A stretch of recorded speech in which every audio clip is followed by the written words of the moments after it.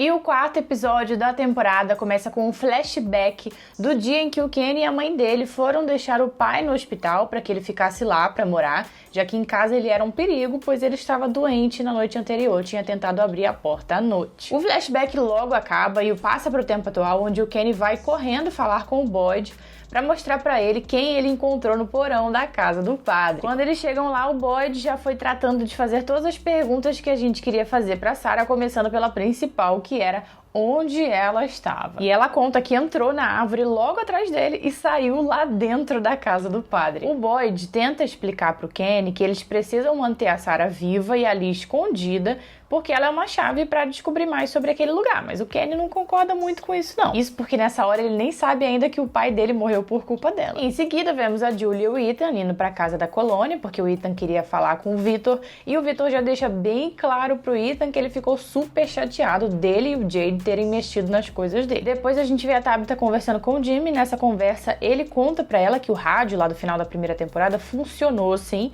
mas que ninguém ali sabia disso. A única que sabia, porque tava do lado dele na hora, era a dona. Então ele vai correndo conversar com a dona sobre isso, só que ela chegou a uma conclusão diferente da dele. Ele tava achando que eles tinham que fazer alguma coisa sobre o rádio, ela pensa diferente. Ela explica pra ele que aquela pessoa que respondeu ele ali no rádio pode muito bem não ser nada boazinha e que até eles terem certeza de mais coisa, era melhor não falarem sobre isso com as outras pessoas. Em seguida, a gente vê o Kenny conversando com a Sarah, porque ele ainda não tá convencido de que ela precisa ser deixada ali, escondidinha e viva, e o que ela conta pra ele nessa conversa faz ele pensar isso menos ainda. Ela conta o que aconteceu com o pai dele e o episódio termina com o Kenny confrontando o Boyd sobre isso. Deixa eu começar dizendo que a dona é a personagem mais braba dessa série e eu não poderia concordar mais com ela do que nesse episódio. Gente, era muito óbvio que o ser que respondeu o Jimmy ali no rádio no final da primeira temporada não era flor que se cheire, dava pra ver isso só pelo que ele falou da Tabitha. Porque ou ele ameaçou fazer alguma coisa com ela, naquilo que ele falou ali, né, sua esposa não devia estar cavando esse buraco,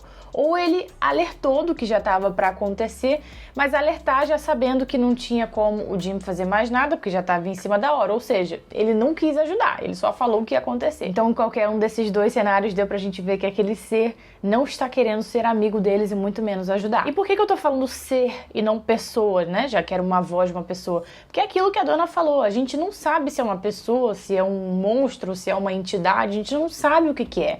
Tem monstros ali que têm a aparência de humanos, agem como humanos até eles chegarem perto de você e te estraçalharem. Então o fato daquele ser ter respondido com uma voz humana, uma voz completamente normal, não quer dizer nada. Então a gente não sabe o que aquele ser que respondeu no rádio é. Mas uma coisa a gente sabe, ele ou eles ou essas coisas estão observando a galera que mora ali. Não sabemos se eles são observados em 100% do tempo, não sabemos se tudo que eles falam ali é ouvido por esse ou esses seres, mas sabemos que eles são observados. Isso a gente já tem certeza pelo menos. E é aqui que a gente entra naquilo que o Jim falou pra Tabitha no episódio, fazendo aquela comparação com o trabalho dele de construção de montanha-russa. Deixa eu ler aqui que eu até escrevi o que ele falou. Quando nós desenvolvemos uma nova montanha-russa, nós a projetamos para fazer coisas que parecem impossíveis, porque quanto mais impossível parece, mais forte é a reação das pessoas que estão nela.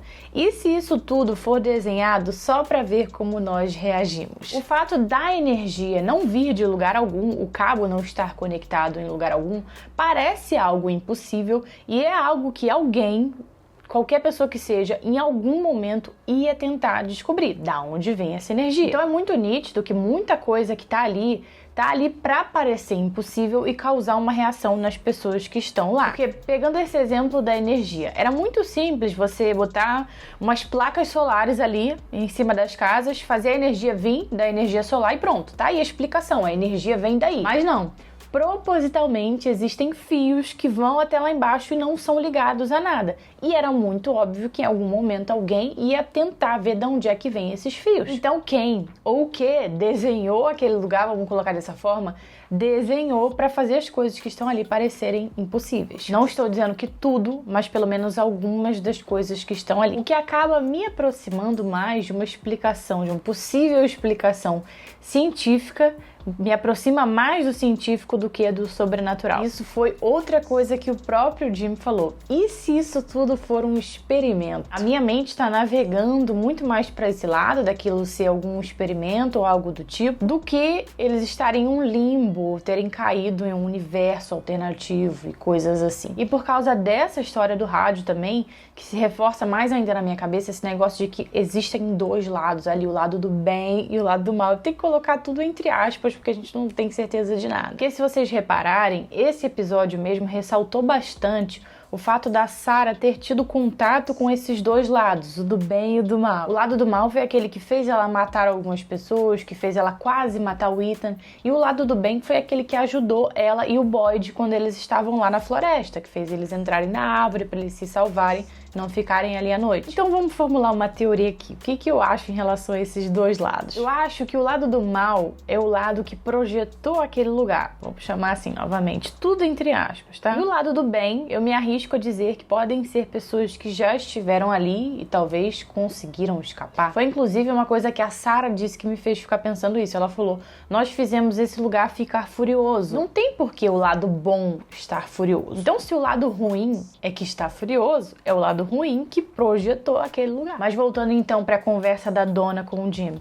Tudo que a dona falou ali com ele faz muito sentido, gente, porque não faz sentido nenhum ele querer falar novamente com aquela pessoa ou ser que falou com ele através do rádio, se ele não tá ali para ajudar. Ele não é amigo, ele não vai te dar resposta nenhuma em relação àquele lugar, como é que você sai dali. Então, para que você vai querer se comunicar com ele? Então, nesse caso, o rádio acaba sendo inútil, a não ser que eles consigam se comunicar com algum outro ser que ajude. Mas até agora a gente não sabe se eles vão conseguir falar só com esse mesmo ser ou se eles vão conseguir contato com outros, porque nada impede também. Se você consegue se comunicar com os dois lados, sem ser pelo rádio que eu digo, né? Se algumas das pessoas ali têm contato com o lado ruim e com o lado bom, nada impede de no rádio também você conseguir captar o lado bom. Agora, como que você faz isso? Será que é uma roleta russa? É questão de sorte? Você vai ligar o rádio, vai conseguir falar com o bom ou com o mal? É pura sorte. Então é muito coerente eles não contarem sobre isso do rádio pra ninguém ainda,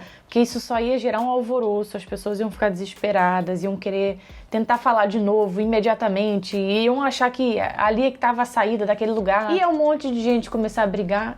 Não ia fazer bem nenhum. Na minha opinião, melhor se fazer nesse caso eles começarem a investigar ali num grupo pequeno, né? Começarem a investigar na encolha e quando tiverem respostas mais concretas, aí sim, quando der para fazer alguma coisa de verdade, mais certa, aí sim contar pro restante do povo da cidade. E esse grupo seleto de pessoas que eu acho que deve saber do rádio, né? Para tentar ajudar na investigação, tem que ter o Eldian. Eu acho que tem que ter o Eldian, porque esse cara tem uma conexão bem sinistra com esse lugar. Inclusive, aproveitando que eu falei dele, eu achei ele tão estranho nesse episódio. Eu sei que teve pouquíssimas cenas dele, na verdade foi uma só, eu acho, né? Mas ele tava muito estranho. Eu achei ele diferente, até meio que, sei lá, com uma personalidade um pouco diferente. Eu sei que as pessoas que chegam ali naquele lugar, quando elas se deparam com aquilo tudo, entendem a realidade em que elas estão inseridas agora, elas ficam meio depressivas mesmo, né? Porque tu chegou num lugar que você tá encurralado, em um lugar onde tem monstros de madrugada, então é óbvio que você vai ficar depressivo, de madrugada só não, à noite. Mas ainda assim, eu achei ele muito estranho. Não sei se ele talvez tenha tido mais visões e não contou pra ninguém. Eu acho essa uma possibilidade. Mas de qualquer forma, eu achei que o Eldian tava um pouco diferente. Um pouco não, bastante diferente dos outros episódios. Se você também achou isso, comente aqui embaixo. E comente também por que você acha que ele tá diferente, estranho assim. E por falar em estranho, Vitor. Gente, o Vitor é mas tão criança que ele conseguiu brigar, ficar com raiva de uma criança. E eu não tô falando isso só pra falar, ai, olha como o Vitor é crianção, não.